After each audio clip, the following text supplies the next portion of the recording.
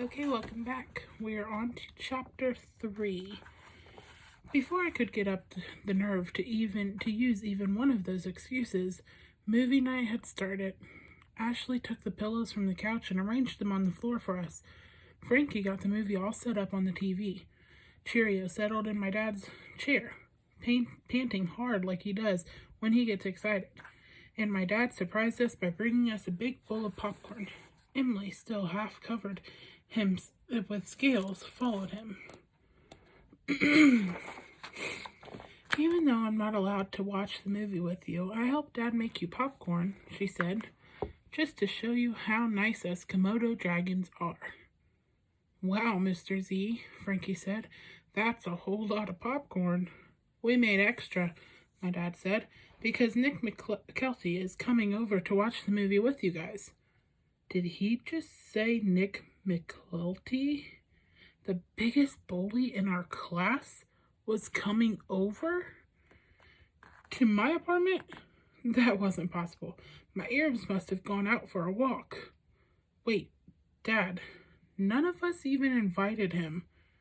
I ran into his father on the street, my dad explained. He and I are going to the neighborhood council meeting tonight. He needs a place for Nick to stay for a couple hours. Since your mom will be home, I said of course he's welcome here. No, he isn't, I said loudly. Yes, he is, my father said even louder. This night was getting worse by the second. The doorbell rang, and my stomach flipped like a pancake on a griddle. Please, Dad, I begged. Tell him we moved. Yeah, Frankie chimed in. To Iceland. No, Ashley added. To Pluto. It's the planet farthest away. Pluto is no longer a planet, Emily, the know-it-all dragon, said.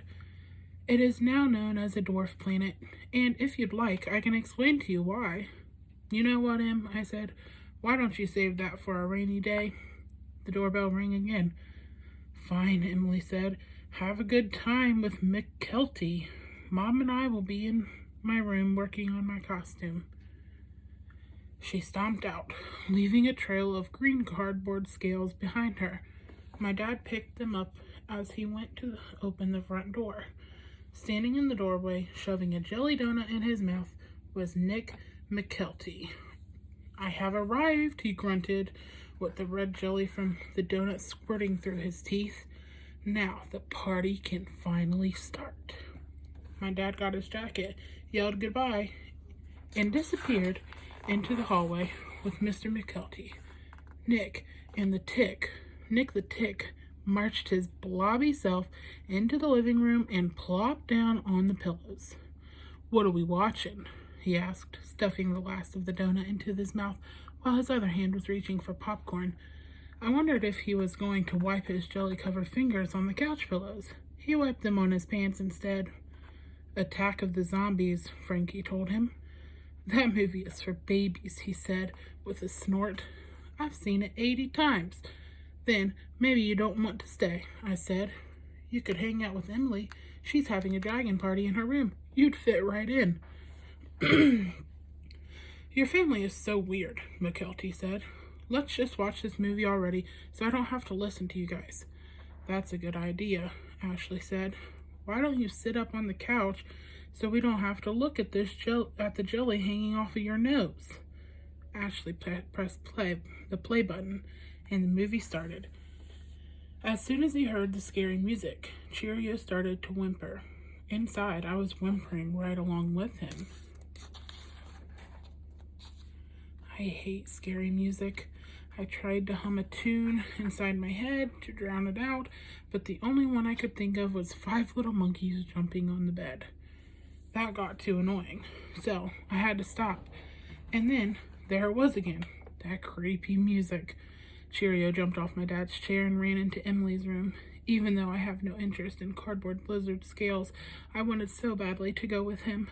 But Ashley was grinning at me and shooting me a big thumbs up sign. She really wanted me to love this movie. I decided to try. But not for long. In the very first scene, a bunch of zombies missing hunks of their faces marched into the town. with their arms stretched out in front of them. Their low moan sounded like a herd of sick cows. I closed my eyes so I wouldn't have to see their moldy faces. "Hey, Zipper Butt, you're not afraid, are you?" McKelty said with his usual mean laugh. Of course not. Why would you think I'm afraid?" "Because you're covering your eyes." "Oh, one of my eyelashes fell out. They do that sometimes." I wasn't sure if he believed the excuse or not. We went back to watching the movie. By now, the zombies had reached a house and were banging on the front door. The family inside was screaming. I couldn't take it. Before I could stop myself, I crawled under the coffee table and pressed my head into the rug. There he is. "What is your problem?" McKelty asked me. "Oh, I dropped a piece of popcorn," I said. "Just looking for it." "You eat floor food?" he said. 5-second rule, I shot back. "I always knew you were gross, Zipper Butt, but that's super gross." "You should talk, McKelty," Frankie said. "You're the one whose mouth always looks like a garbage bin." McKelty wasn't offended by that. He just stuffed another handful of popcorn in his mouth like a hungry hog. To my relief, the zombies couldn't break into the house.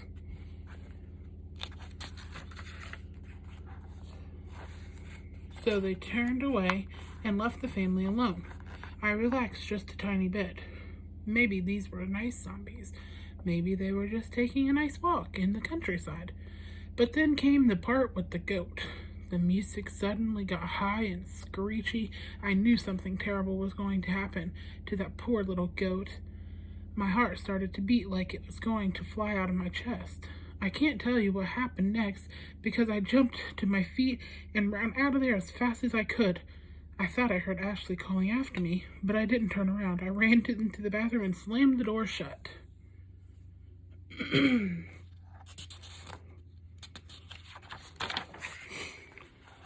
Okay, I confess. I did do a quick check in the bathtub to see if there were any zombies lurking. There weren't. I guess they were all in the TV. I took a deep breath and splashed some cold water on my face. "What is wrong with you, Hank?" I said to myself. "It's only a movie." Myself didn't answer. It just felt scared. There was a knock on the door. "Zip?" I heard Frankie's voice say. "Everything okay in there?" "Sure, fine, no problem. Why do you ask?" "Well, you've been in there for a pretty long time. We stopped the movie to wait for you." "Oh, you don't need to do that for me." I tried to sound calm. Frankie was my best friend. Why couldn't I just tell him that the movie was too scary for me? There was nothing wrong with that. People get scared. It doesn't mean you're a chicken. I opened my mouth to tell him, and here's what came out. "Be right out, Frankie." When I went back into the living room, Ashley whispered, "Are you okay, Hank? You want us to turn off the movie?" Yes, I did. There was my chance. But McKelty butted in and answered for me. "We're just getting to the good part," he said. "I don't want to miss the blood and guts." So I sat there with my eyes half closed for the rest of the movie. I tried to focus on my mom's painting of a bowl of lemons that hung above the TV. Every time there was a zombie attack, I stared harder and harder at those lemons. Pretty soon, even they started to look like zombies to me, dripping yellow faces with rotting skin.